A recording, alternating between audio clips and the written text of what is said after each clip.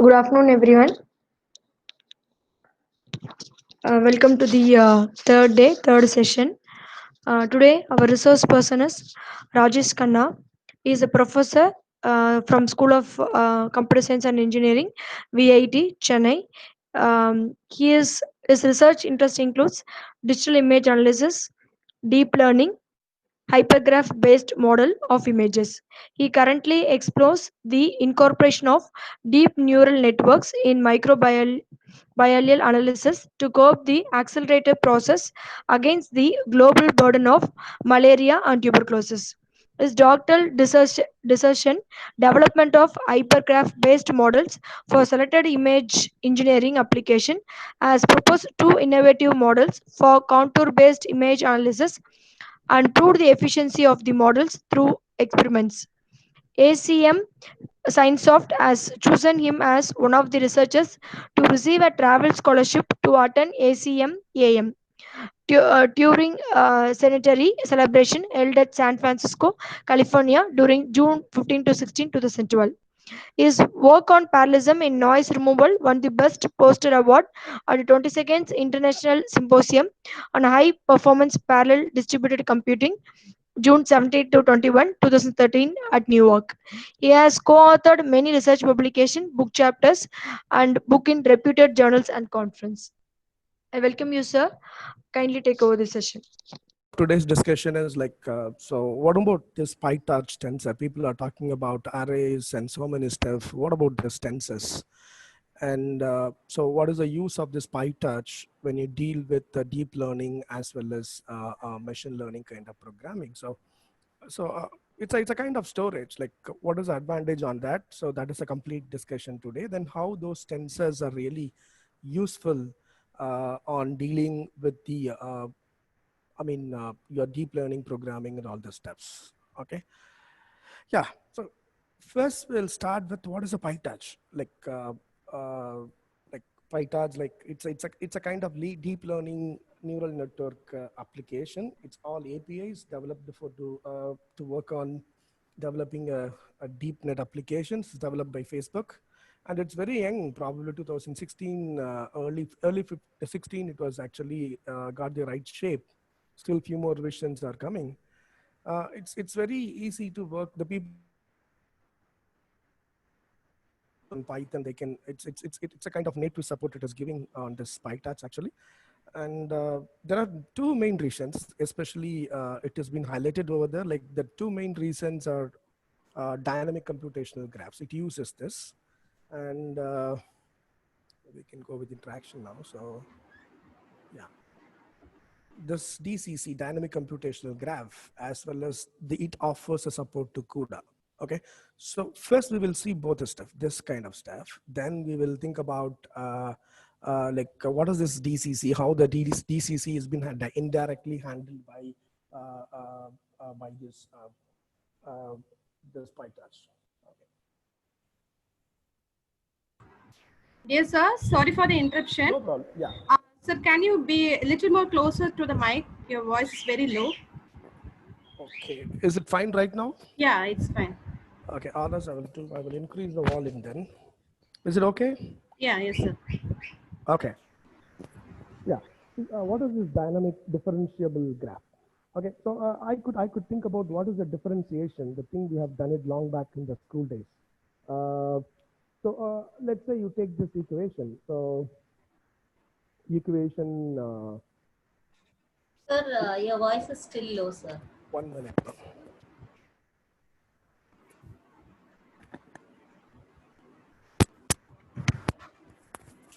What about now? It's fine? Yeah, it's fine, sir. Is it fine? Yeah, fine, sir. Okay. I just reiterated this PyTorch. It has a built-in support of differentiable dynamic graph, and it has a power of CUDA. So what is this dynamic graph differentiation? How these differentiations are useful. So when you work with deep learning, that's a thing we will see first, because those two components are the powerful stuff when you work with that. So I am just sharing two functions, like two arrays, simple arrays. I have because I need to develop, I need to do some expressions. Let x is vector of 1, 2, 3 as a value, and y is a vector of 4, 5, 6. So my objective function is to multiply each element with respect to its positions and what is the sum. So I have given the second statement. The second statement is, 1 second, another one. So this is my second statement. So I'm just multiplying. I'm just getting the result now. Okay. Sir, kindly Yeah. excuse. Still, Yes, ma'am. audience cannot hear you properly. Okay. So, 1 minute. 1 minute. I will check the mic once no, again. yeah.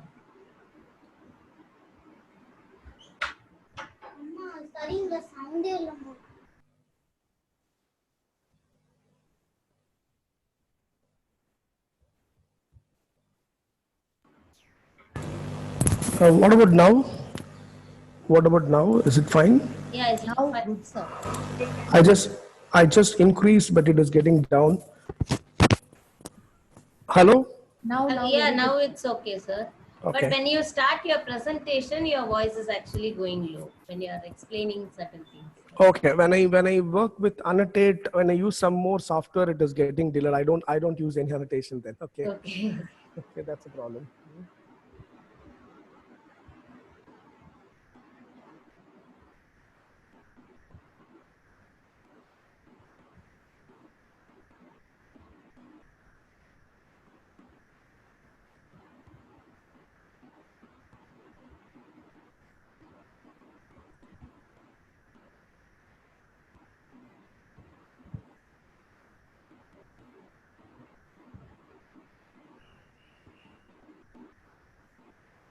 So is it fine right now? Is it fine right Yes, now? sir. The Yes, audio sir. and other stuff? Okay, Yes. right. So what I did is exactly I have shared only the presentation. I have not shared my complete desktop. That could be the reason, I guess. Okay, I'm just repeating. I'm the only participant. What about others? Yeah, everyone is there. Okay. Okay. See, I said there are two important aspect of PyTorch. The first aspect is the differentiation. We have done it in the school days.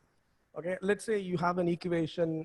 Let's say I want to compute the sum of each and every element belongs to two array.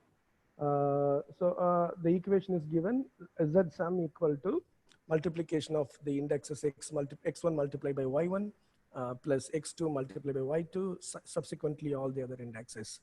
I'm just evaluating my result is exactly 32.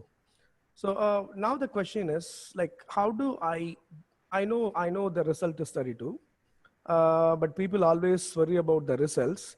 But in the part of machine learning or a deep learning, so we never know about the equations. Okay, so we have an input most of the time and we have output. Only thing is we will be formulating the network. Okay, from the network point of view, like you should know how this 32 was actually evolved. There are so many steps it was happened. Maybe you can see, you will get more idea right now. The same thing which is given in a directed graph. So this is a directed graph, and I never talked about what is the differentiation. I'm just talking about what is a directed graph. From this graph, what I can pursue, what I can pursue, the idea from that, like how it actually evolved from each and every stage. There is a computation. The computation has happened in a more hierarchical way. How it has been happened. So I can backtrack as well as I can go forward. From the input to output, I can go forward as well as I can go back from the output to the input. Usually, you just think that I got a result of 32. Then how this 32 was exactly, you got it. So that could be the summation of 10 plus 12. That is also 32. And 8 into 3 also 32. So usually in our days of computation, we will focus only on the output rather than, in what combination, how many levels it exactly came back actually. So but what is this directed graph? The directed graph will give the path between the input to the output. I can keep track that. Then what is the need of this? Next, you may ask the question, what is the need of this? The need is like, I know the input, I know the output, but input and output is not exactly mapping. Okay. The point is, if there is a learning, I know all the input data, but I know the output data also. I'm talking about the supervised learning, but I should build a equation or a formula which can connect the data to the result. For that, I need to compute the loss. To minimize the loss, I need to change my computation. What I'm talking about, computations are nothing but this multiplication, summation. I can use any kind of computation. So by the way, I will come back here. So what is my need is, I should know about derivatives here. What is the meaning of derivative? The output is z sum. The output z sum is dependent on the change of, let's say there's a change in the sum, how it is being impacted through the derivative of the x. I think the school days we have studied about partial derivative. What is the change of x? What is the change of y? Or how it is making the impact to your sum. Okay, so that is being taught in the school. And usually for this case, the derivative of the z sum with respect to x is 4, 5, 6. And similar way, the derivative of the y, y is for this computation, because which uses only the single dimension. So you are getting 1, 2, 3 as a results. What is the inference you are actually pursuing from that? Like the partial derivative. Let's say the equation is a complicated equation. Assume that you have a x square plus 2xy plus multiply by 2xy. So if the equation is very, very big, in that case, how do you compute the derivative? That also we have studied in the school days. If it is x square, then you bring down the power down. X square is equal to 2x. If it is x, you can leave x equal to 1. By the way, you have done some computation for the differentiation, right? So those kind of things you don't compute it here. Okay, so you can directly take the derivative. So the graph is being built on the back side, and the derivative you can get it. So maybe now one more example for the same scenario. You can see there are two multiplication. One is a weight, WH and H both are weights. Multiplication is happening, and again one more multiplication with the weight as well as the input. X is the input, and WX is a weight multiplied on the input, and again one more weight on the H. H is a kind of, you can say it's a kind of bias or something like that. So two multiplications are happening. The intermediate values are being added, and the final value is being actually taken as a transformation of the squares function called the tan function. This is too much technically about deep learning, but don't worry about that. My point is, what is the change of, what is the result? The result with respect to WH, that is a partial derivative. And the result with respect to WX, what is a partial derivative? Because we can't change the input. Okay, only thing is we can modify the weights with respect to that. How do you make the change? By the way, my output is equivalent to, the output is given to the network, then what is the result I'm getting? So that kind of adjustment I should do. So the derivatives are so important. So to take this derivative, I will take a very small tensor, PyTorch program. How this has been like an inbuilt mechanism. So I could give some programming aspect to that, especially on the directed graph right now. So I'm just switching my screen to this TensorFlow screen. Are you getting this screen right now? This is a Python screen. Yes, sir, we could see. Colab screen, right? Are you getting the Colab screen? Yes, sir, we could see, sir. Okay, all right, okay.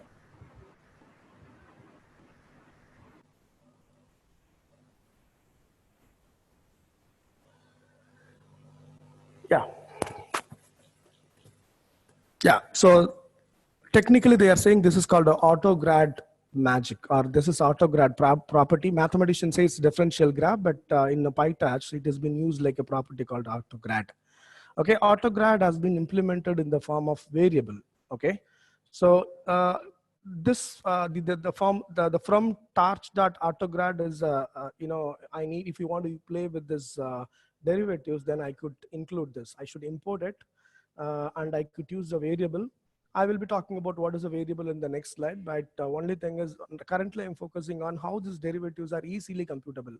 If your expression is so complex, intermediate changes, how do you compute that within a fraction of a second using this PyTorch? That is the idea right now. The same computation I'm just taking. You have the variable. This is my tensor, right? I will be giving explanation to that, how this tensor actually, what is of syntax and all this stuff. Right now, you assume that that is a one-dimensional tensor. It is called X. X is 1, 2, 3. and y is a vector 4, 5, 6. I can say it's a vector, or I can say it's a one-dimensional array. Both are fine. And I'm just giving one more property called request underscore gradient. It's called grand is nothing but the gradient. I want to know about the intermediate changes. So I'm just giving this is like a true. Okay. So 1 minute.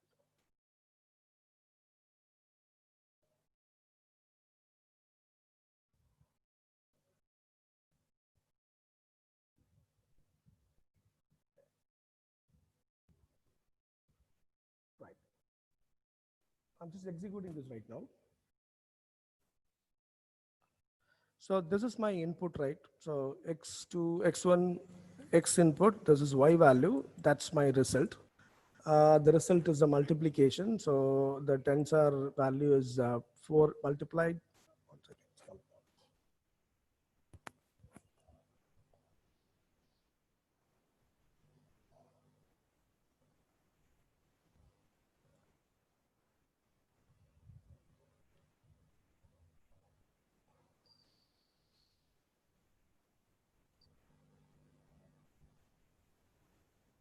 Yeah, now it's working.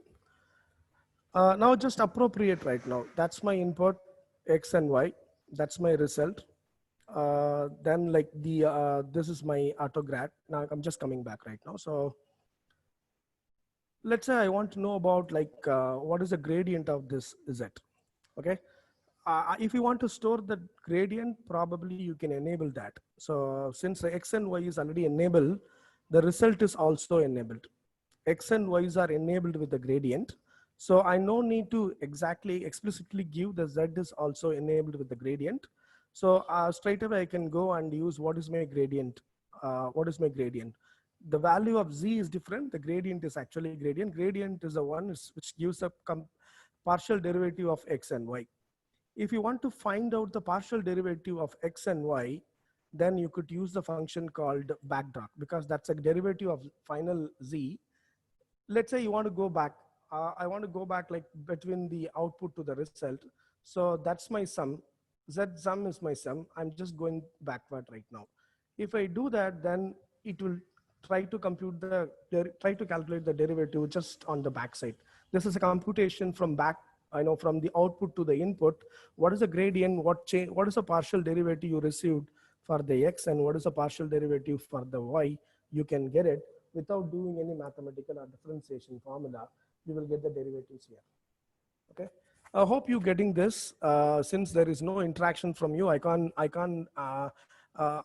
understand what is the feeling of what is the real feeling of you, because I can't see your faces too.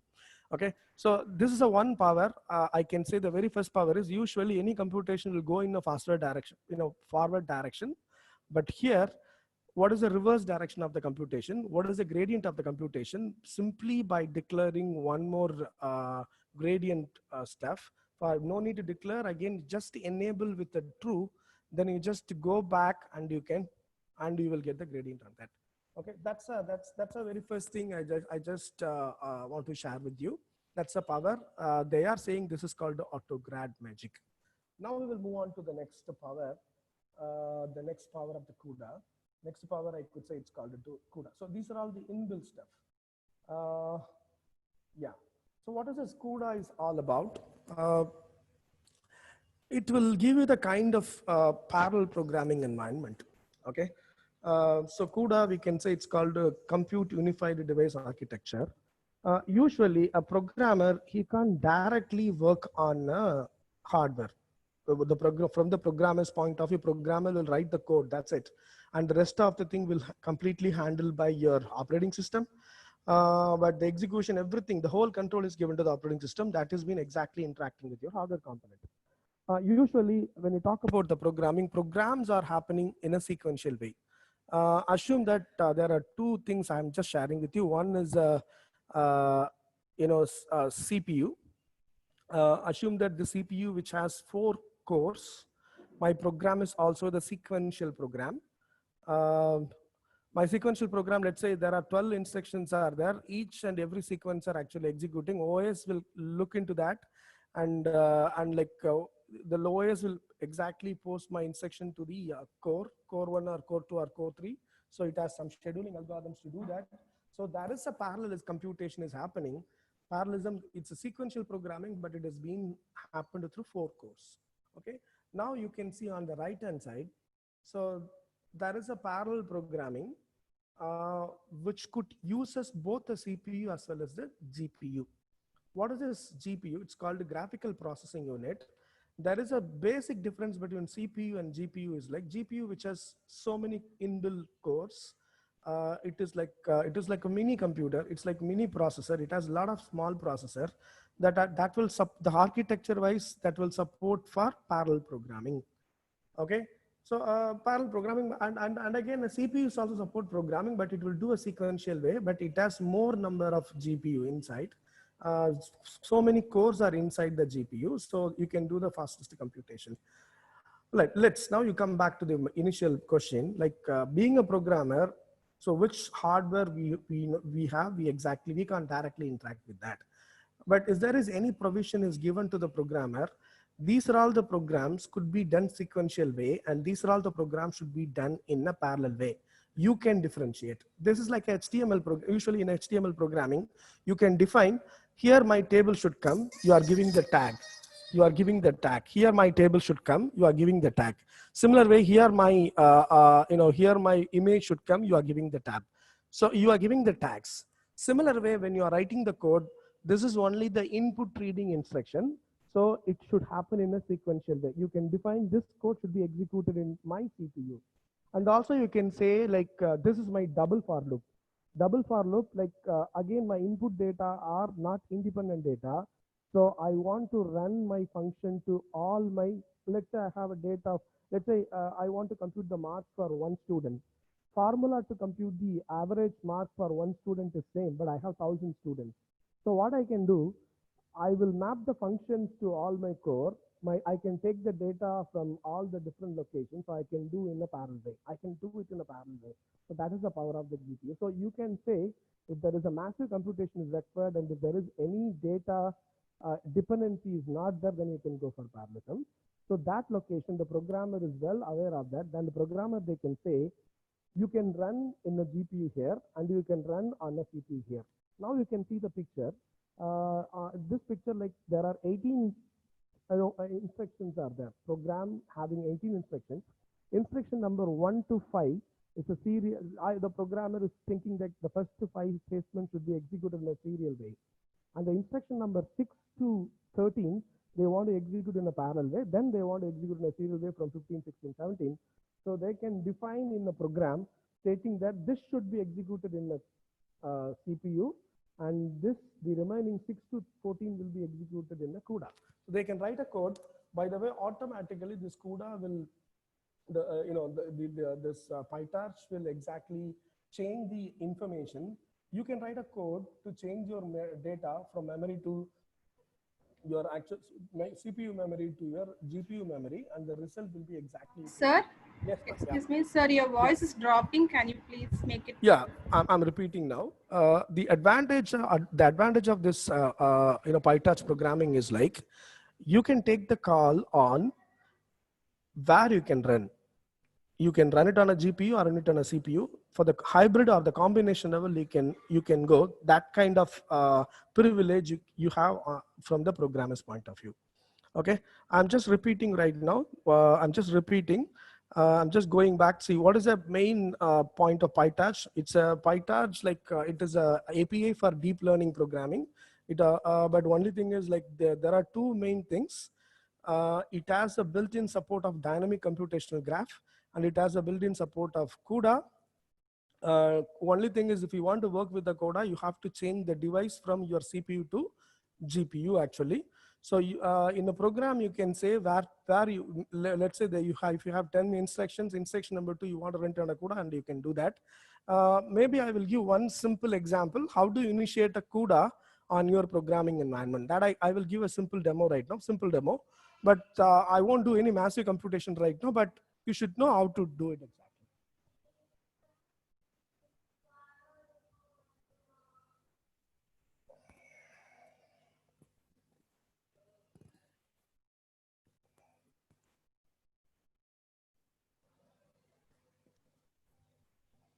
Yeah.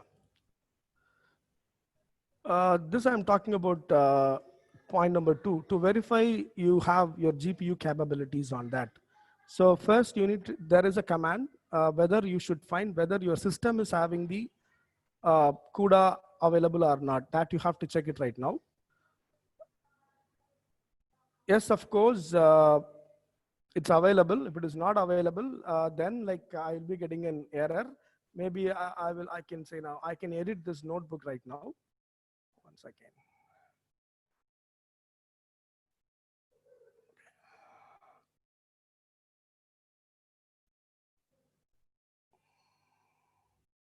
Okay. Maybe I can type touch dot device.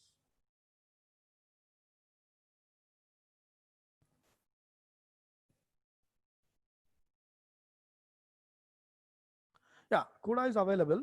So I'm getting this. So I'm getting, if you don't have a CUDA, you can't get this actually. So you can check whether the CUDA is available. If at all you can enable that. I'm just working in a Google Colab, wherein whenever you want to create any notebook, a Jupyter notebook, probably there is option to bring a GPU on your computations. You can enable that in the insert in the tool that is available. You can insert it. Okay, I'm just going back to the major stuff right now. So two things I just now explained. One is graph, another one is CUDA. Now, like we will see what is a tensors. What is a tensors? Okay, tensors which have 3 layers. The main layer is called variable. I could say it's a tensors are the very first layer, and second PyTorch, it has a 3 abstractions. So one is a tensor, another one is a variable, third one is a model. This presentation, the whole presentation, I will be talking about only 2 levels of abstractions. What is a tensor and what is a variable? I won't proceed with the model. Models are nothing but your how to build a machine learning model. Let's say if I want to work with linear regression, how do you develop a model? If you want to work with the neural network, if you want to work with convolution neural network, say how do you build a deep learning model? So I won't touch that. I'll be talking only about tensors today, and how those tensors we can make use because how tensors is a kind of storage, kind of data structure, how you can store your data to facilitate the real world application. That is the idea today. So what is this variable? Variable is all about, if you want to do a backward computation, just now I told about autograd.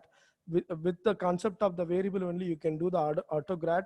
You can define a variable, then it can support for backward tracking as well as forward tracking too. So now we will see about tensors. And as also said, when you talk about the tensor, indirectly we can say it's an n-dimensional array. It is having the capacity of running on a GPU. Okay. Usually we have an array, but the array you can't directly run the array in the GPUs. We can say it's accelerated with the GPU. And like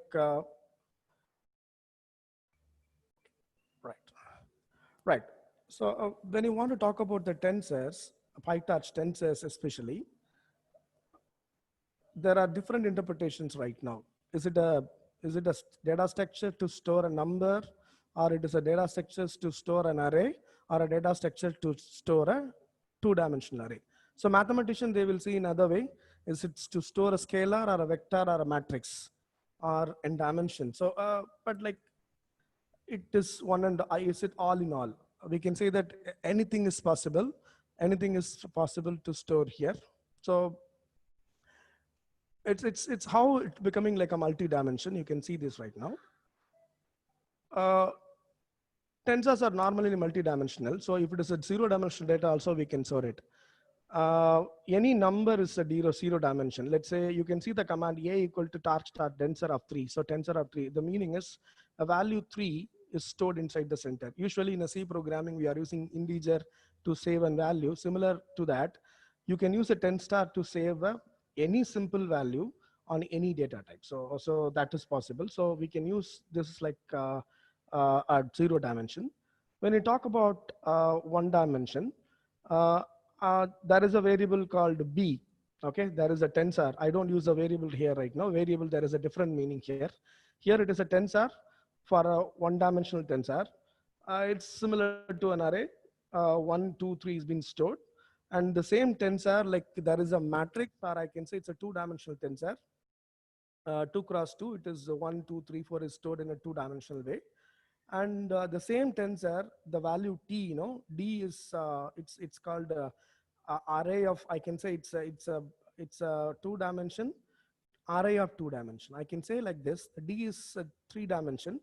So it has, if it is a three-dimension, obviously it has uh, matrices, as well as one more. It's with matrices. I can say I can say it's a matrix, and one more array with indexes. One is being topped up here. Okay, I'm just repeating this. I'm just repeating what is D. D is nothing but two planes of C. That's the easiest way you can remember that. C is a two-dimension. It has X rows and column. D, it has a rows and column on two planes. You have two planes right now, front plane as well as a back plane. So that is nothing but your three-dimension here. So 0th index talks about 1, 2, 3, 4, and the first index which talks about 5, 6, 7, 8, and 0 which has rows and column, and 1 you have rows and column. Okay, so that is a differentiation. Now the question is, until three dimension we can understand. What about your fourth dimension? What about your fourth dimension? What about the fifth dimension? What about your n dimension? We can't visualize, but since it's a data structure, how we can handle on that? We can simply say that like fourth dimension is nothing but the array of matrices. Matrices, what I'm talking about, matrix means it's a two dimension. Matrices means it's a three dimensional, or I can use the term called a cube or a volume. Four dimension is nothing but the array of volumes. Okay, you can see on the right hand side one volume is there. Assume that if there is an array of such volumes, that is nothing but your four-dimensional sensors. Okay, and similar way, like what is about five-dimensional tensors? Five-dimensional tensors, you can assume you have a volume on my right bottom. Assume that there is a matrix of three-dimensional volumes. Okay, it is like you have a bricks, you have a cubes. Cubes is being arranged in a two-dimensional way. Okay, so maybe we will explore some code, then you will get some idea, but this is only the visualization on the stuff. Like when you talk about dimensions, like what I mean by n dimension, again, like you can increase the element, you can increase the storage, but practically everything is being stored in a single dimension. We will see later on. So there are two interpretations. One interpretation is a logical interpretation. Another one is a physical interpretation. The storage, the physical storage, it always takes everything in a contiguous way. But like in a logical organization, we are seeing the data inside the tensors with the different kind of dimensions we are actually seeing right now. Okay, this is one more visualization. Like you just see now the one which I talked about. If it is a vector, there are two interpretations, vector as well as array. Mathematicians say vector, and we will say, my computer science people, we can say it's like an array. And it's a matrix, and we will say it's a two-dimensional array. And there is 3D tensors. You can see a 3D tensors is nothing but a brick. I said there are three layers. You can see the top right corner is called a three-dimensional or volume cuboid, or a volume cuboid. I can say it's sensors, like it has planes. It has three planes inside that. And what is this four-dimensional tensors? Assume that like there is a three-dimensional center. It has been actually an array of, it's an array of three-dimensional tensors, or nothing but a four-dimension. And what is a five-dimension? Again, it's a matrix of three-dimensional tensors. Okay, so this is how things actually organized. We will do a small code, then we will think about maybe after this we will think about how it has been logically organized right now. Okay, right. There are three attributes on the tensors. That is called rank, axis, and shape. Okay, so what is a rank? Rank indirectly talks about how many indexes to refer a particular tensor. If you want to locate any array, how many indexes are required, then that is called rank 1. So the rank is ultimately how many indexes are required. Let's say if it is a one-dimensional array, you have only one indexes are required. If you want to refer a matrix, then you need a rows and column, you need 2 indexes. So they are saying it is called a rank. Okay. And similar way, like there is one more characterization called axis. Axis refers to a specific dimensions. Okay, rank refers to the particular location and its index, whereas axis refers to the principal axis. How many dimensions are there? Okay, if it is array is a one-dimensional array, a matrix is a two-dimensional, so it has 2 axes, right? Now it has a principal axis, 2 principal axis. If it is 3-dimensional tensors, then it has a 3 principal axis. Rank is different. Rank, which indicates the localization of the inside the axis. Okay, what is the shape? Shape which determines the previous explanations are symmetric representation. Symmetric in the sense like the depth, breadth, height all are equal. But in practically, you can see the tensor number 4D, the depth is bigger or longer than the height and width. Height and width are equal, but the depth is, it has the longest distance. So the shape determines what is the maximum length on each and every axis. What is the maximum length, x-axis and y-axis, and so what you have a tensors, you have so many axes, each and every axis, what is the maximum entity it has? Okay, this is simplest example. Simplest tensor, easily understandable tensor. This tensor which has a rank of 3 and the axis of 0, 1, and 2, and the shape is 3, 3, 3 because the maximum length is 3 actually. So it need 3 indexes. So that's why we are saying it's a 3 index, rank equal to 3, axis equal to 0, 1, 2, and the shape equal to 3. Assume that if it is one more row is incremented, then there is a change in the shape will happen, but there is no change in the rank as well as axis will happen. Hope you get this point.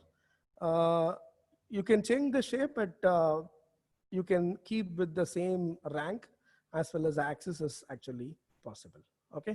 Now we will do a simple code. Then we will think about what is a tensors, what is a tensors and the role of tensors when you deal with the real world applications now. Okay. Right. So now we will see the very first statement, how to use PyTorch tensors. If you want to work with PyTorch tensors, you should include you could include the torch libraries. If you want to know about what is a version, then you can use torch._version. So any programming before you want to do, you just do this. Then you can ensure that torch is available. Then you just think about what is the meta information about this torch first. Okay. So this is the one just now I explained to you. This is one-dimensional tensor, integer. Again, this is, it's not, I can say it's a 0 dimension. I can say it's simple variable, 0 dimension. 14 is a number, 14 is a float number, 5 is an integer. How do you store it in a 0 dimension? Okay. When you store any value in a 0 dimension, then like these are all the information it has been topped up with the tensors. We can say that's called meta information on the tensors. Yeah, we will see what is that right now. So this indicates D type indicates a data type, and device indicates like where it is exactly working. It is working on a CPU or a GPU. And so layout means what is the size of that, and it has a capacity of stride. I will be explaining about what is a stride and capacity in the upcoming slide. But this is only for right now, how to use a tensor, how to declare a tensor over here. So then we will see what is the stride. That's a very, because all our meta information, when you declare a simple tensor, everything is being actually, everything has been, actually, it's like a built-in way, everything has been attached with that. We'll see one by one. Right now, how to create a tensor, how to make use of your axis, how to make use of your indexes. So that is a focus right now. Yeah, okay. Indexes, how to make use of that. Right. Now you can see 3 tensors, 0 tensor, 1 tensor, 2 tensor. 0 tensor means like dimension is 0. And this is one-dimensional tensor. and this is two-dimensional tensor. So if you want to create it, then you should use the tar-start tensors, and that's how you need to do it. This is for simple practice. You can do like that. Practically, you will get the data from the external sources. We will see how you can fetch the data and bring back to the tensors. That is today's discussion. But before that, how do you capitalize these tensors? Okay, so now I'm just running this now. So once it has been run, you can see this is my 999 is my scalar, and this is my and this is the location actually. Array's third index. Array's third index like 1 of 2. This is like 0 doesn't have any index here, whereas 1 of 2 you have an index here. Okay, this 1 of 2 you have an index here. Just see this now. You have an index 1 of 2, and you have a 2, and you have an index like at 0, 0. So the meaning is like 0, 0, which talks about the location 1, okay, and 1 of 2, which is actually exactly bring over here, okay. So we are getting here like that's a result right now. What I want to say is, what do you mean by rank? This is like rank 0, this is rank 1, this is rank 2. Why? Because like we are using indexes. How many indexes? 1 index and 2 indexes. By the way, we can say it's called the ranks. So tensors with 1 rank and 2 rank here.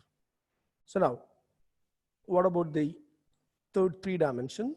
So this is the 3-dimensional tensors. I can say this is 1 dimension. This is 1 dimension. Stacking of 1 dimension and putting into a list way. This is like a 2-dimensional matrix.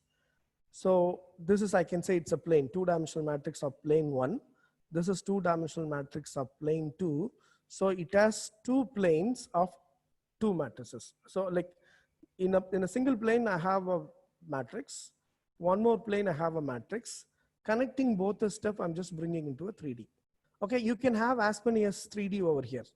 So if I give one more copy paste here, then it's becoming like one more index here. So if I copy paste it like one more index here, right now this has a 3 dimension and depth is 2, and like you have 3 axes.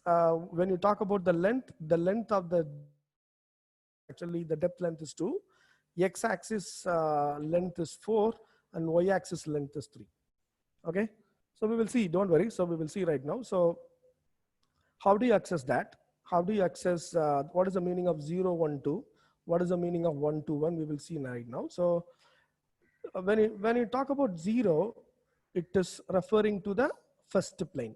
Okay, so I have 2 planes right now. This is the first plane.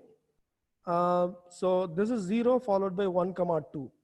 So 1, 2 exactly row comes here. Exactly 1, 2 is so this is 0th index. So 1, 2 exactly coming this point actually. So this is column number 3, and this is row number 1. So this is exactly coming to the picture. Getting the point? Are you getting where is the location of 1, 2? Simply you can see in the matrix the location of 1, 2 is 1, 2 is here. So this is exactly 1, 2. This 123 is 1, 2. Getting the point? 123 is 1, 2. Similar way, like 2, 1. Where is the 2, 1? 2, 1 on the second plane. So you have 2 planes right now, 0th plane and first plane. The very first index talks about the depth, and x and y's are subsequent indexes. Okay, right. Now I'm just running the code, then you will come to know what is exactly happening. Yeah. So now you can see the result.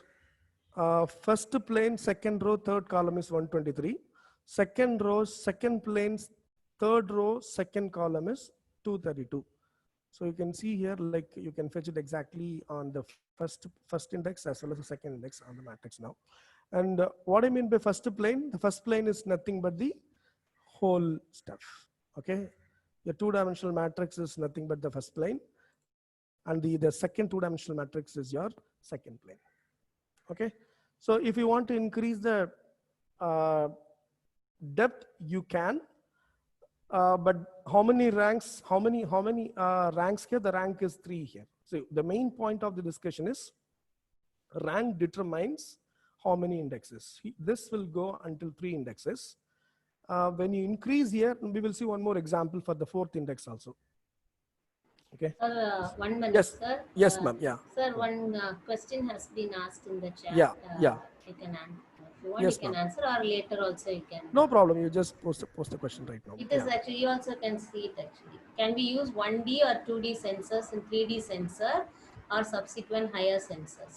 One of the participants has Come asked again, this ma'am. question. One more question. Can we 1D. use Okay. 1D or 2D sensors in 3D sensor or subsequent higher tensors?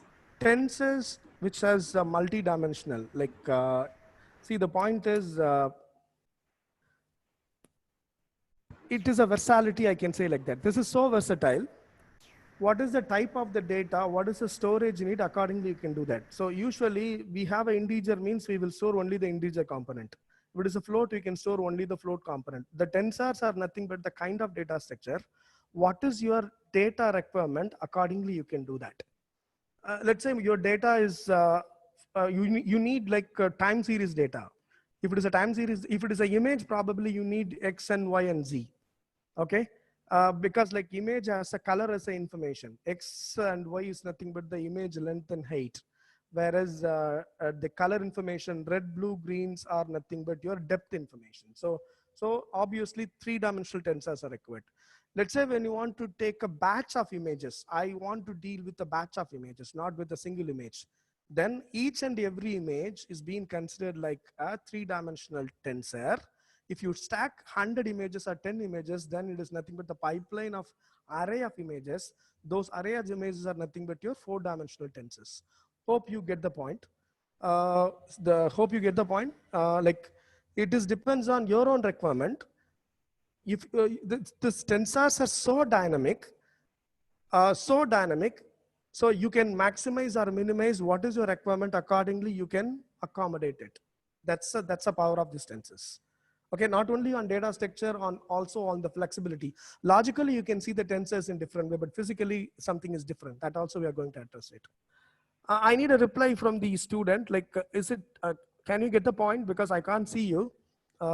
Can you get the point? Can you reply? Yeah, she has given us, thank you. Okay, Sir, you can right. Simultaneously see the chat if possible. So that 1 minute. chat or Q&A if Since possible. I'm completely seeing the window, Okay, one sir. second, Okay. 1 second. 1 second, I'll Okay, just sir. check Towards it. the end, otherwise we'll go for the 1 queries minute, at that. 1 minute, 1 minute, yeah, 1 minute. QA, yeah, QA is there, right? Yeah, in this option itself. In Okay, the near the share screen, Q&A as well okay, as chat is there. So participants are actually posting their questions in Q&A and okay, chat only. Maybe you can okay. continue with the flow. Towards the end, we'll go for the queries. Okay, You can I got it, answer. ma'am. So please post the questions. Okay, fine, I got it, ma'am. Okay, right, fine. Yeah, right. So actually, currently my discussion is on rank. I think we have seen as of now 3 dimension. Now we will move on to the 4th dimension right now. So how do you interpret a 4th dimension? Okay, as I said, like I want to store 2 images. Maybe the image is the best example. I want to save 2 images. Single image, I can say it's a 3 dimension because single image I have X and Y axis and I have 3 connect channels RGB. So I can say it's called a 3-dimensional tensors. Let's say I want to see a video. So video means like I need the pipelined images. Every image is a 3D. So if you have 2 images of video, assume that it's 2 images of video, no one, but assume that then it is called a 4-dimension. So I can say 3, 4, 5 images or 6 images, all are called 4-dimension only. Simple explanation I have given here. How to do that? Like how to do like this is your 4D. The same way, you just keep the image. This is image number 1, and again this is image number 2, and these two are subsequent levels. I don't want to give a lot of information here. I've just simply given arrays of 1 2 5 6 1 2 3 4. It's like one image. 5 6 7 8 is other image, and 9 8 13 14 is other image, and 11 12 15 16 is other image. So like this, I just done that. Maybe you just run after running that, you will get to know what is a 4-dimension actually. Okay. See now, like yeah. for the sake of simplicity, like I have taken 1, 2, 3 to for get it, for the better understanding right now. Okay, so what is the first row's third matrix? That is 2 cross 2 cross 2. So this is a value one. This is your exact value. What I'm talking about on the fourth dimension right now, because in the fourth dimension, like fourth dimension is nothing but the array of three-dimensional matrices. Array of there are three. There are three three-dimensional arrays are there. So all are stacked in the form of array. The details are given like which one is the first three-dimensional matrix, which one is the second three-dimensional matrix. You can see, I think you will get a good idea. The first three-dimensional matrix is 1, 2, 3, 4, and the second three-dimensional matrix is 5, 6, 7, 8. So that's how things are actually organized. Okay, so this is two-dimensional, and combination of these two is called a three-dimensional, and the array of these three dimensions are nothing but 4 dimensions. So probably when you run and you just play with that, you will get a lot of ideas on that. That's why I've given a lot of some print comments over here. Like when you just play with that, then you will get to know what is really happening. Okay, so the main point is here, how many indexes used over here? That's a main concern here. At the maximum is 4, but you can play with 1 indexing, 2 indexing, 3 and 4 also. So by the way, you can play with the subset of the data actually. So let's say if you want to play with the subset of the data, the maximum indexes or rank is 4, even then you can play with that. Okay, so so this is rank 4 on the same. This is 4 dimension. That's why it is having 4 indexes right now. And similar way, it can handle through a single index, 2 index, and 3 index also. So you will get a subset of that. Okay, so now you should know about what is the maximum length. So there is a command called length. Use length to figure out the, usually you could use the shape. Shape is a function wherein you will get the complete dimension of that.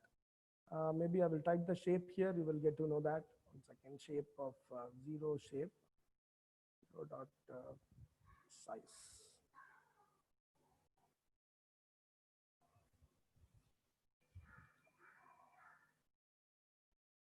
Yeah, you will get a size, 1 size.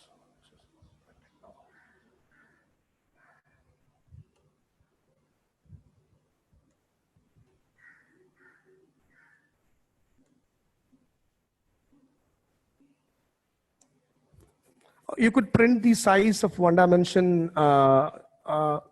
You will get the size. So by using the size, you will, the third attribute, what I want to say is the third attribute.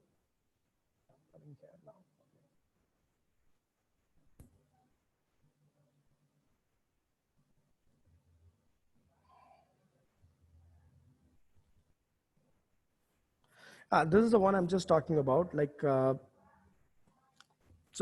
as of now, we have seen about ranks. How do you deal with the indexes? Then we will see a few more examples on how to deal with an axis, and shape is nothing but how many elements you have. Simply, you can use the command called the length. Through the length, you can get it right. You can get it now. Right. So now coming back to the metadata about the tensor. Okay. When you define any tensor, how many additional details are exactly being preserved on that? Usually, as I said, like size, this is a 3-dimensional tensor. So I have given a simple example of the 3-dimensional tensors. What is the metadata behind it? When you say it's tensor size, then you will get to know like what is the depth and what is height and width information. And I will be talking about stride in the next sequence, but anyway, try to understand. Stride means like how many elements are there, okay? How many elements are there, and what is the exact width of the stride, and is it contiguous or non-contiguous? Contiguous means whether it is in a successive locations or not. So after this meta information, I'll be talking about what is the logical organization and physical organization. That during that time, I will be more talking about this stride. But what is the point right now? When you talk about the meta information about a tensor, when you when you just simply declare a tensor, obviously the size is the parameter. It has been then what type of data where you have to store it on that.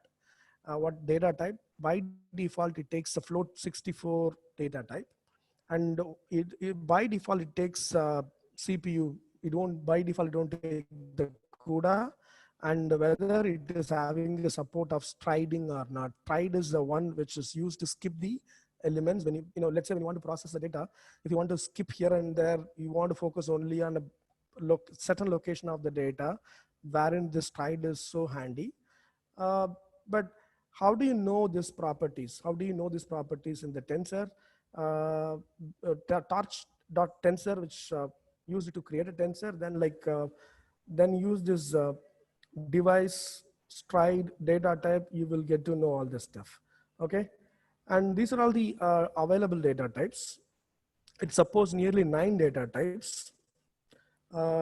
As similar to like signed and unintegered, signed and unintegered, integer with signing and unsigned, and short, similarly integer, short and long, float 32 and 64, floating point with double precision, and floating point with half precision support for that.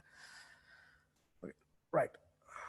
Maybe we'll see one program on this meta type, one code on this meta type. Then we will talk about like what is the physical and logical organization of this tensors right now. Okay. Okay.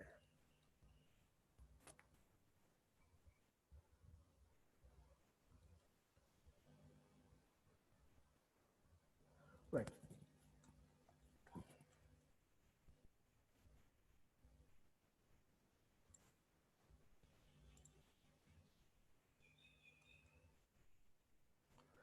You could see this code right now. Simple tensors. When you talk about the meta information, like D type, which talks about like which gives the meta information, what type of data type it has, what is the data type of the tensor, what is the device, and what is the layout, what is the shape, what is the stride. Everything is actually displayed here. So you won't need most of the time, but these are all the meta information. Once you create a tensor, everything has been mapped here. So that this is a 64-bit integer, and the second one is set to float, and it is running on CPU. It has been strided. The use of the stride, the size of the stride is, since it has 8 elements, and the height and width is 4x1, and it is contiguous, then it is 1. You can see the last element stride. This is a dimension of the stride. Okay, 1 second. This is the dimension of the tensor. See the tensor, which has 16 elements. It's a 4-dimensional tensor. It's like a 4-dimensional tensors. The meaning is 2 digital images of color images are available. That is the indirect information. So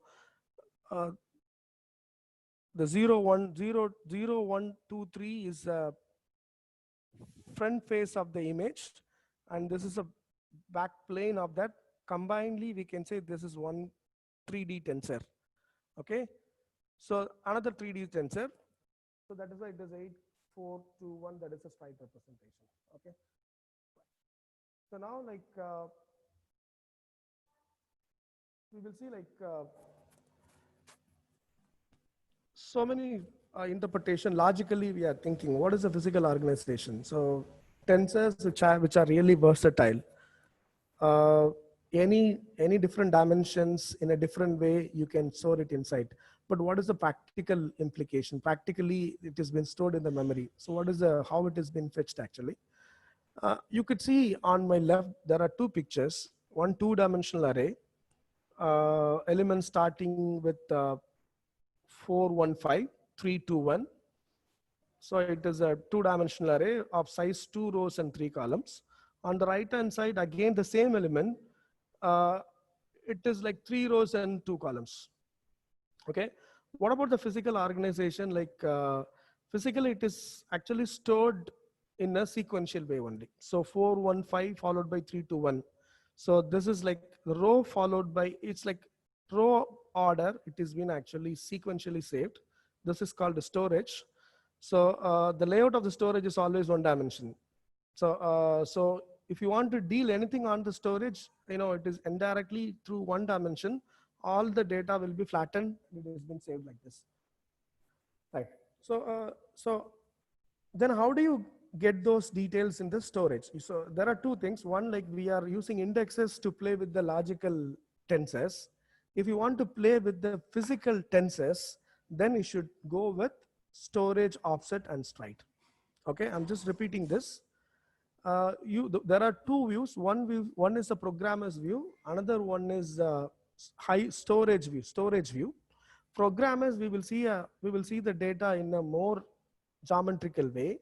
Whereas the physical view, if you want to directly work in the physical view, then you could use offset and strides. Okay, this is the storage indexes.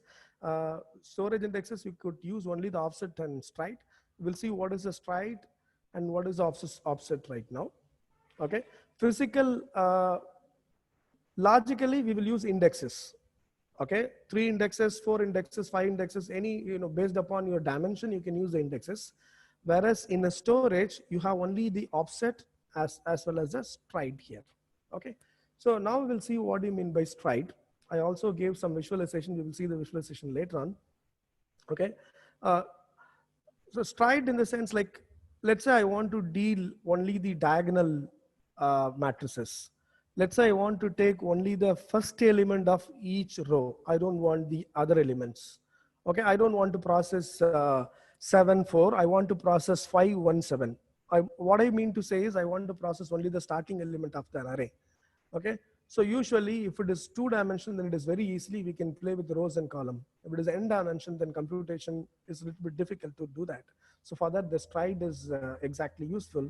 Stride is used to skip where you want exactly. You don't do a sequential way of accessing the tensor element. Instead, what is a stride? X stride, how much is required? Y stride, how much is required? So if you say X stride is 3, obviously I will get the first element. If I say X stride is 2, then I will be leaving 2 elements once. In a row wise, I'm just leaving 2 elements. I won't take all the samples. I'm just taking the, I'm just leaving the immediate neighbor. I don't take the immediate row neighbor. Instead, I will be taking the next neighbor. So that is like stride of 2. Stride of 3, according to this context, my row size itself is 3. So I'm just to go row by row. And I'm just, if I go with the stride on the column side is 1, then like I'm just taking the second column. So see, I'm just skipping the second column. Okay. Indirectly, I can say like that stride means how many elements you want to skip in the row and how many elements you want to skip in this column. What is the computation is required, so that the computation will be done automatically, depends on your axis and depends on your shape of the tensors actually. Okay, so maybe I will show this visualization, but yeah, 1 second. You could see this visualization. So wherein like what is the output size, what is the input size, whether like how many elements I'm skipping. So those things and all you can see. I probably will see as a final presentation because I need to cover some more steps. You take this URL and just visualize that. Okay. Then, right. Okay. Maybe I will just jump into the core component. The topic actually like how do you use these tensors for a machine learning or a deep learning programs? So now the question is tensors, there are a few constraints. Tensors, though it is versatile, but it will take only the same data type. It's organization of the same data type. Let's say, what is my image? How do I bring my set of images for, the point is how to bring the images to the tensors. Why? Because I want to use some convolution neural networks. So how do I bring these tensors in the form of images? That is an example we will likely to see right now. Then we will see what is the tabular data. What about the sequential data? If the data is a stream data, how we can bring back to the tensors. We will see a few case studies on that. Okay. Assume that like this is a color image. As I said, like color image will be dealt with 4 ranks. Okay. So, so this height and width is the last two elements, and uh, and the color details are your third element, and n is nothing but the batch details. We will see one by one right now. Okay, so now h, you know, height, image height and image width, and c is nothing but how many color channels it has. Since it's a color image, it has been fused like an image, but it has a 3 channels RGB. So the index is 3 right now. What about the other one? What is this actually? So what is the difference between this image and this image? This image is have only one channel. It is a grayscaled image. So the C value is 1. In this case, C value equal to 3. And you could see right now a 3 came. What is this 3 exactly? The meaning is I want to process 3 grayscale images of size 28, 28. Okay, so if you want to process such kind of images, then this is how you need to develop a tensors. This is a typical 4-dimensional tensors, and the 3 indicates how many images you are using, and 1 indicates how many color channels you have, and 28, 28 indicates like what is this red and what is the size of the image, what is the size of every image. Okay, if it is a color image, obviously the second index will be becoming like 3 actually. Okay, get the point? Right. So now like convolution neural, this is like simple image embedding. You know about convolution neural network. In the convolutional neural network, what we are applying some filters. Okay, let's say I have 3 convolution neural network filters. A single image will be changed into 3 images. Okay, like it is nothing but like I'm applying one filter upon this input channel, I'm getting a result. I'm applying the second filter upon the input color channel, I'm getting the result. So I'm just using each one filters. So I'm just using 3 filters. I'm getting 3 images right now. How do you infer it exactly? I have a one. So I'm talking about the mid right now. I have only one grayscale image. Okay, so it's a grayscale image, and it has 3 filters. Okay, it's a 3 filters, and the size is 28, 28. Okay, get the point? This how get the point? So 3 filters I'm just using here. See, since I'm using 3 filters, the final result is output. Try to understand. I'm repeating this point. You see what is the input color image? Maybe you can use that. This is a simple single image, single grayscale image. The size is 0, 1, height and weight. Okay. Now the same image has been used here. What is that? Same gray image is being used here. What is the meaning? It is 0, 1, 28, 28. But what is the final result after convolution? That 0, 1, 28, 28 is now changed into 1, 3, 28 and 28. Get the point here? See, since you are using 3 filters, since it has been changed like that. Okay, right. Now the question is, what is a convolution neural networks? Convolution neural networks are nothing but it's a kind of filtering operations on the image data. So the size of the images will be minimized or minimized. By the way, number of features are actually getting up. You can see a single image is being changed, single image is actually modified into 3 images now. The dimensions are changing here. Try to understand the dimensions are changing after the polling. So what will happen on the tensors per se? Initially the tensor size is 1, 1, 28. The meaning is it has a single image. It has a one color. It is having a one grayscale. It's not a grayscale. It is a GIF image. I could say like that. It has only one color channel, size of 28, 28. Now, what about the second image? It was happened like it is. This index is becoming like 3. The second layer is 1, 3, 28 and 28. Okay. Now you could see 1, 12, 4, 4. What is the meaning? The size of the images are actually getting down. The number of features are increased, and all are considered like one image. Try to understand. initially you have given a single image. It is been transformed on various stages. See, the number of features are changing into 12. Initially it is one feature, now it is 12 features. So, but like the size of the images are getting shrink. Finally, it is been considered into a flattened an array, one-dimensional array right now here. Okay. So what I want to insist over here is, this is the power of the tensor. The same tensor, it can accommodate a versatile kind of shapes, especially on a n-dimensional array. All are n-dimensional array. Okay, it is like it's a four-dimensional array right now here. This is the processing of a single element. Assume that when you are processing 10 elements together, 10 images together, and finding the sequence like one batch of operation, this is like, again, one more dimension has been increased over here. Okay. When you are processing like a video, then it is becoming like a 6th dimension over here. Okay. The point is like multi-dimension, in what way you are actually taking.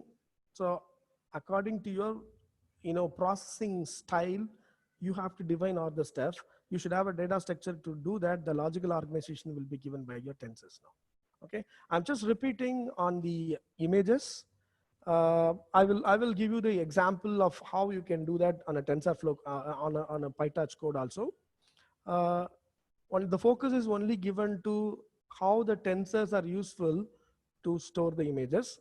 You have an image of color, and you have an image of grayscale, and you have a batch of images also. You have 3 images, batch of images also. And once, how you can handle with the filters, all combined, like what transition it is happening here. So resizing, how it is happening here. We will see one simple example now.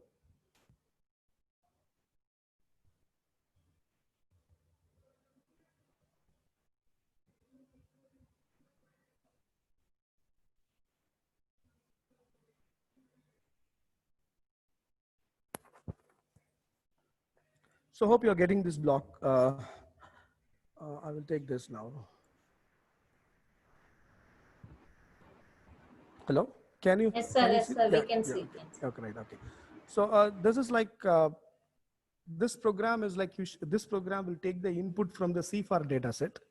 It's an image repository wherein 10 images are there. But I won't teach you how these classifications are happening. The only point is how the tensors are actually utilized here.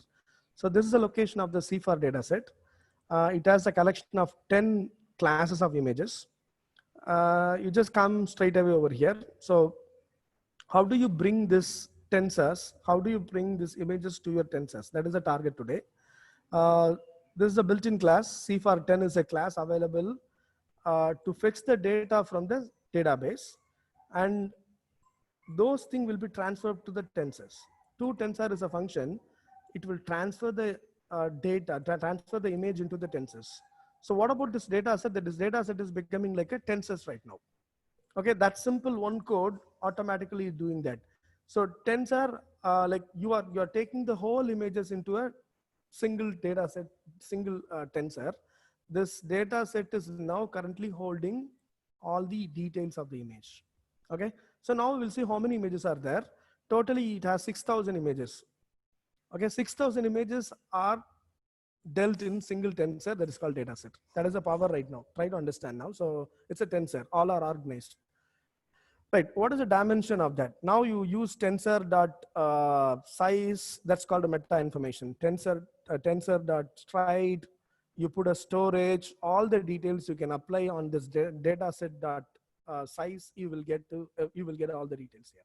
Okay, so I have done a few steps. Data set, I have given length. So len is nothing but like how many images are there? How many images are there? That's nothing but the len. So like totally it has 6,000 images are there, and all the images are 2-dimensional images. It has only one plane. It doesn't have 3 planes on the 3rd index. Okay, yeah. So now you don't worry about this. Like you just come back here straight away. So it has 10 classes. All are class labels. The subsequent processing is the classification. Right now, I don't want to go to the classification, because if you could know about the model, then you can go back here. What I want to say is, I think I have shared this blog to you. After this data set, you can use the meta information about this tensor. Okay, you type data set of size, all the steps. What else I have done it over here. You just do it here. Yeah, I have done it here. Meta details. Okay, I have done all the steps. You just think on this. Maybe you top of here. It's taking some time. Yeah, these properties. Your data set dot, you put all the stuff. What is the data type? What is the device? What is the layout? What is the shape? What is the stride? All the thing you can do it on this data set right now. The data set is nothing but the big tensor. Okay, right. Right. Now just moving back to the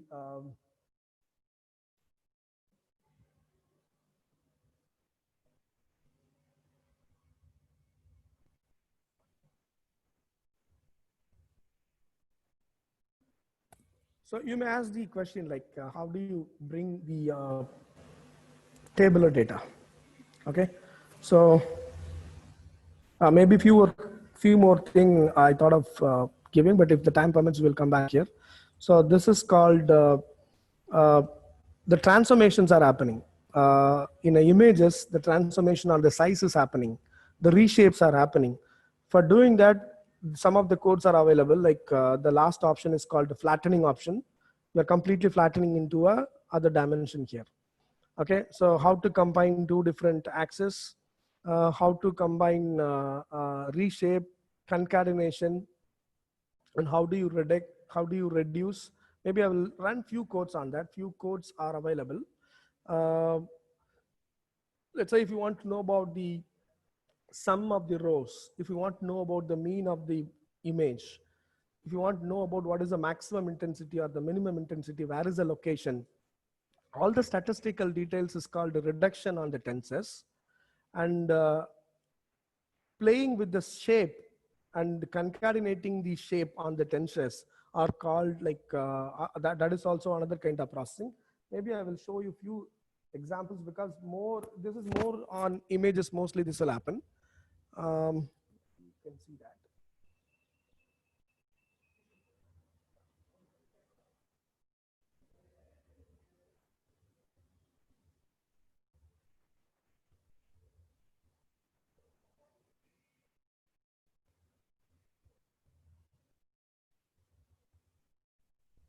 Yeah.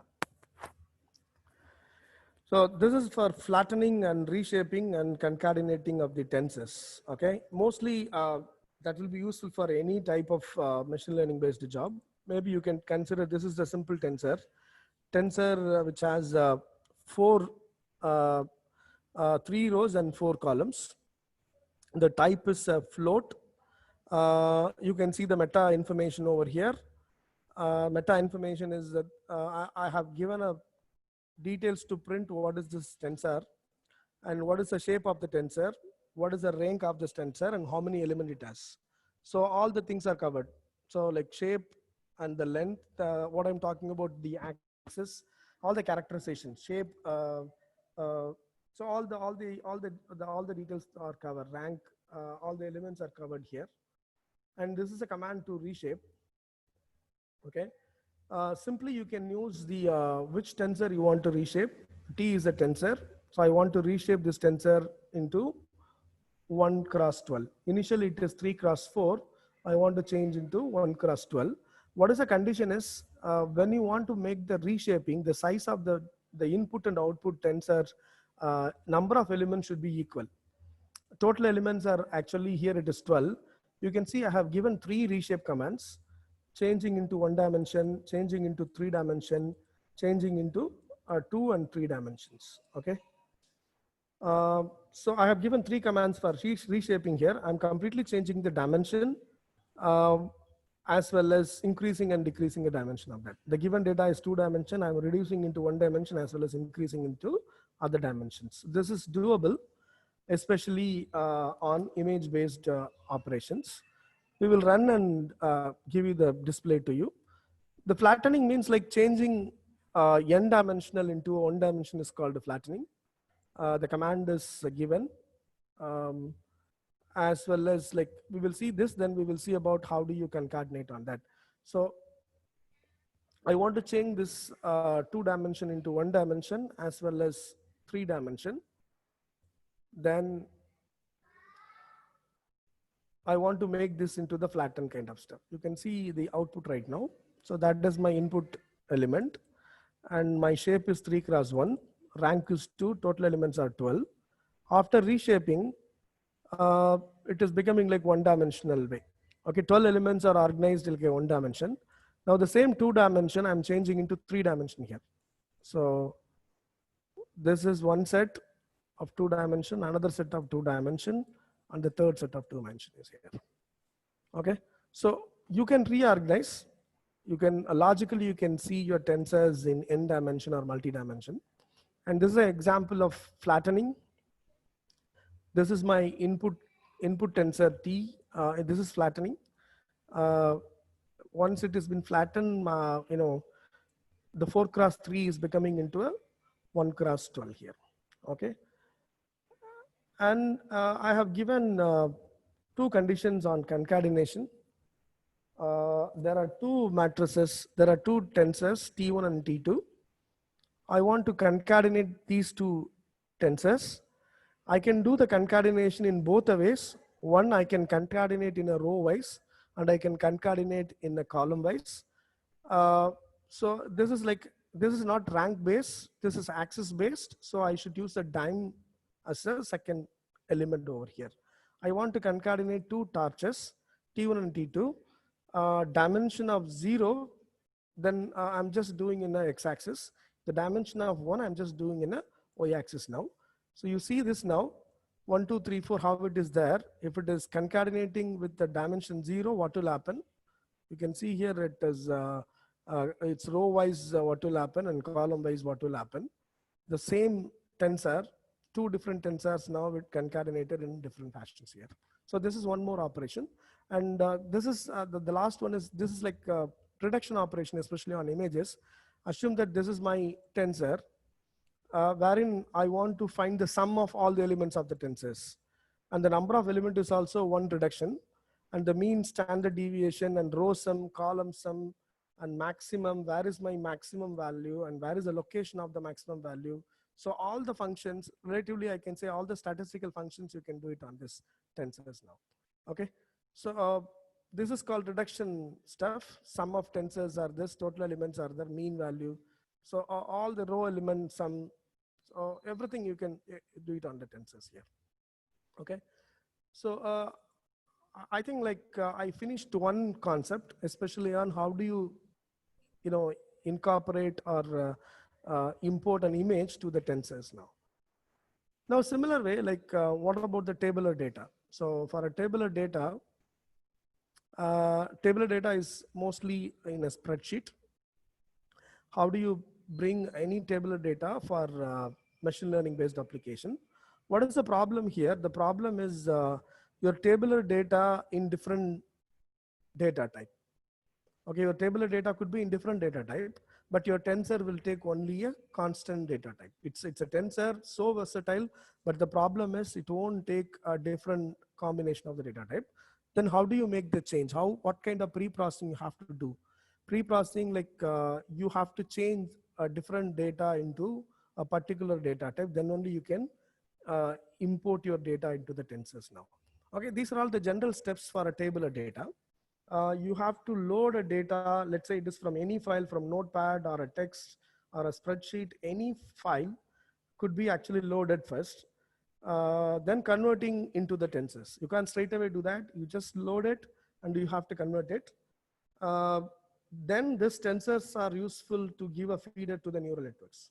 Okay, you can feed the you can give the, usually we will be building a neural networks, it's a model. So which machine learning model you are taking, it is like a feeder for that. So we will see how this will happen here. What is the complications on doing that? Okay. You just take now, this is a data, given data, all are integer data, it's pretty much easy. I'm just using some regression application. I need to find out like what is the quality if sulfur has been added. So that's how a simple explanation, visualization is given. This data is pretty much integer. So all our numerical computation, by seeing that, I can simply change all the data into the integer tensors. That's it. What data type you want, integer tensors you want. And only thing is you have to load this into a NumPy array. From the NumPy array, then what is the mechanism to convert it to the tensors? If you do it, so then the problem will be so easy. But the problem is uh, most of the data, the real data type, like in the real problem, you won't get the numerical data most of the time. So you will get the categorical data as well as the Boolean data. Sometimes you will be getting a numerical data in a range also sometimes. Okay. Simple interpretation. What is the basic steps you want to do to import all the element to the PyTorch? Okay. Um, when you talk about numerical, there are two different numerical data available. So one is a range of the data. Okay. And like, and again, like discrete representation, like what is the size, what is the weight. So wherein there are two interpretation, but somehow that we can accommodate inside. But see the categorical data. There are two different categorical data are available. One is ordinal, another one is nominal. What is this ordinal and nominal? There are few ordinal data which has hierarchy. Hierarchy in the sense like it would be orderable. Less pain, heavy pain, okay, or you are giving the rating, single star, 2 star, okay, good, bad, all it has some orders, you know. So that is called ordinal categorical data. And we have some set of data is called nominal. There is no relationship among that. Okay, what is the color, blue or a black, okay, or a gray? So what is the blood type? So all the stuff are like nominal data type. You can't bring into one hierarchy. So how do you bring these two stuff into the tensors? That's the biggest challenge over here. Okay, we will do normalization. So for normalizing, what is usually we will do a simple flow operations. You just take the column. What is the information contains on the column? If it is a continuous value, then you just use the values as it is. Directly, you just use the values as it is. And what is the data type? Accordingly, you just go with the tensors now. If it is the ordinal data, then you just look for the priority. If the priority itself is a number, then you can use that number on that. Let's say good ranking, good, bad, best. You give 1, 2, 3. That itself is order. You can give like into the kind of integer tensors over here. Let's say if it is not an order, blue, green, blue, likewise coloring or a kind of stuff, then that is for a kind of categorical data again. Then you can go with a kind of representation called one hot representation or embedding technique. So that will give a kind of number. Use the number. That number will be used inside the PyTorch now. You will see one example here. So it is like the category is given 1, 2, 3. There are two ways. I'm just saying like one not representation. See, this is like it's just simply assigning a number. It's called, the column name is called food type. Apple I will give 1, chicken I will give 2, and broccoli I will 3. Then that is called ordinal data. Okay, I'm just giving the hierarchy. I'm just giving the number. Another way is like I don't give any hierarchy. Instead, I will be using a one hot representation. It is like if it is apple, then that will be set like 1. Rest of the bits are set like 0. And for the chicken, like that will get set 1, and rest of them get 0. And for a broccoli, that will get only 1, rest of things. So this is kind of encoding scheme.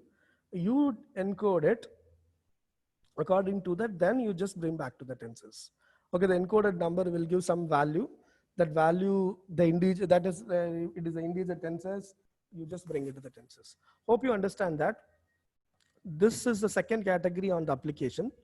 If your data is in a tabular data, let's say I'm getting the data from the spreadsheet, I'm getting the data from notepad file. How do you bring it to the tensors? Before bringing it to the tensors, you need to do all such kind of processing. Then you just come back to the tensors.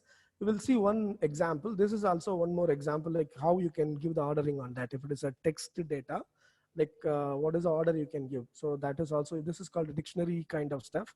Use the dictionary, and also you can go with the mapping on that. We will see one simple explanation on that, one simple program.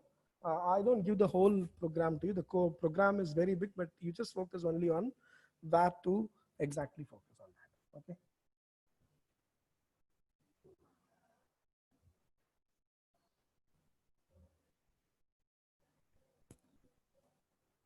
Yeah.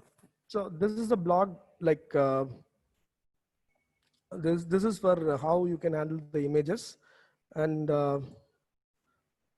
I've given a block here. You just check the block.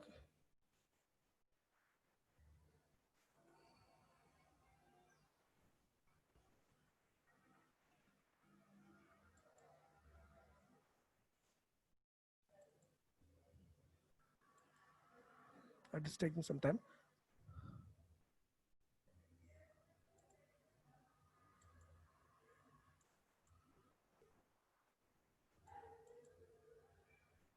Okay.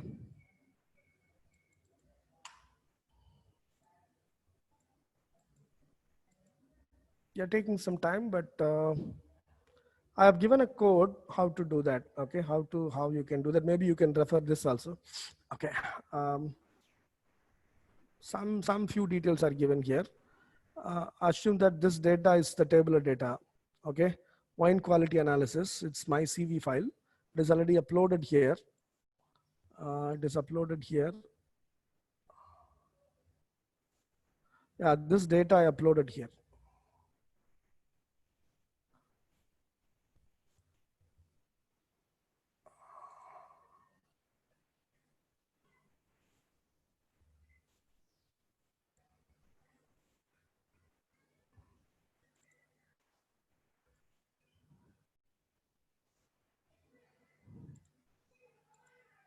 Where are the view now? Okay.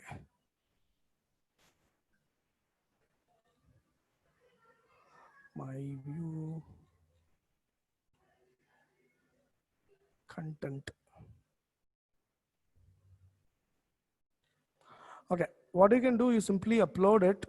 The data is available right now. Let's say just download and just upload this data. Once it is uploaded, you could find the data here. Then you just take out the path of the data.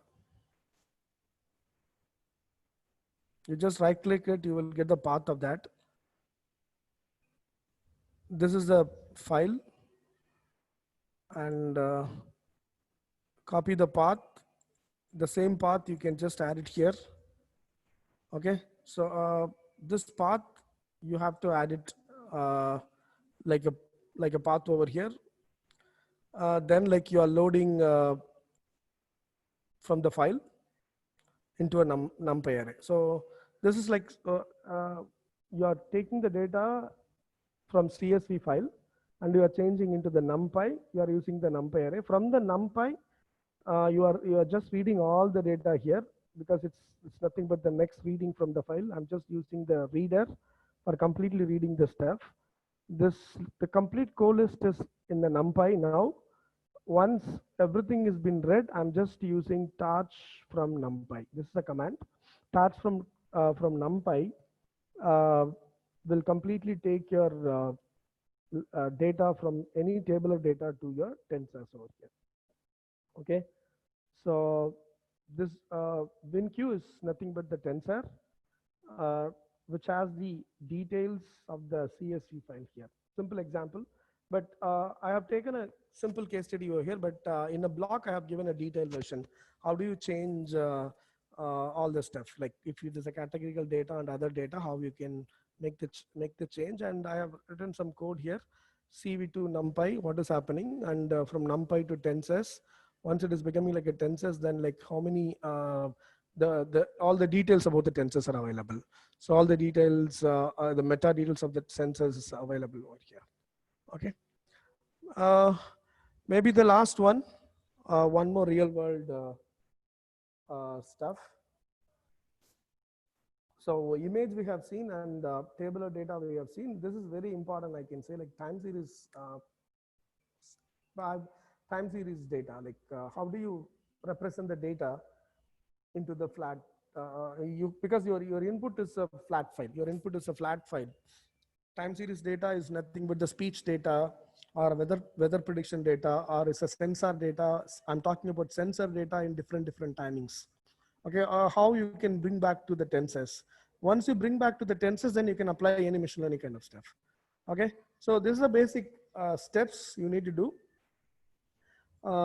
So first, you need to transform all your multi-channel data into the two-dimensional data. Okay, and you just segregate where you want a time series analysis. Those elements alone you just segregate and include one more additional axis on that. That axis is nothing but the time as axis. So by the way, you will be getting a three-dimensional tensors. I will give one picture. You will get. I will give one more picture. I think time series data. Okay, I will. 1 minute. The picture is not available. Maybe I will show it right away.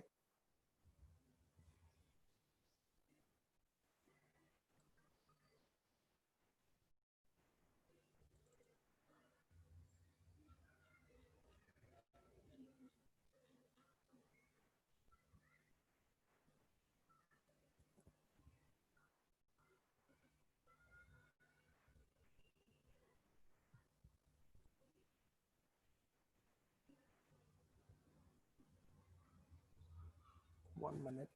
Images.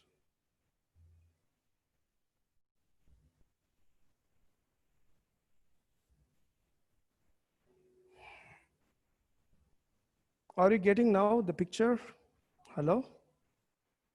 No, sir. No. No, 1 minute. Yes, your WhatsApp, it is actually we are seeing. Okay, 1 minute. 1 second. I'm coming back now. Stop.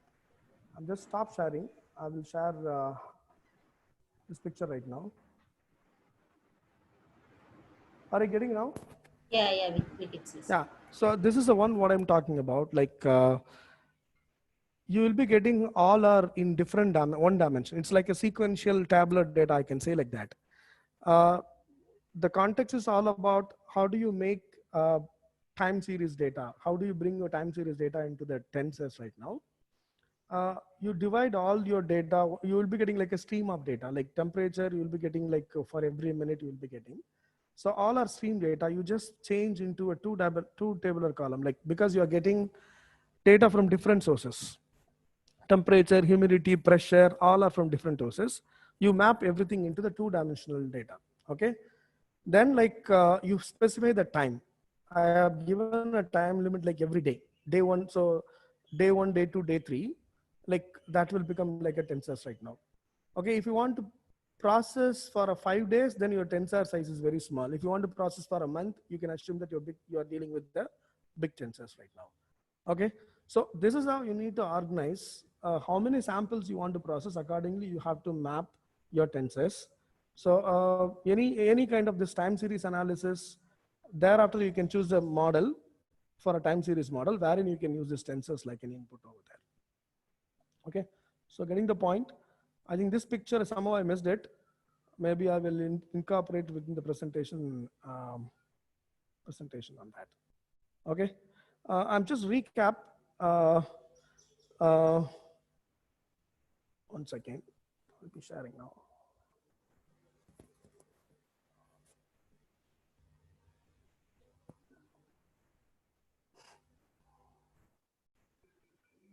Any more questions from the participants? So I think since you have cleared all the questions in between itself, I think there are no more questions, sir. Okay. So such a wonderful session, sir. Thanks for the opportunity. Thanks for the opportunity. Reaching to Coimbatore people. Yeah, thank you, ma'am. Thank you, ma'am. Thank you, ma'am. Yes, sir. Definitely, if we have any chance, definitely again we'll call you for another session. Sure. So we'll see the other topics also from you. Okay. Sir. Okay, ma'am. Thank you, ma'am. Thank you. Shall I make a leave, ma'am, right now? Shall I leave, Yes, ma'am? sir. Yes, sir. Thank you. Yeah. Thank you, ma'am. Thank you.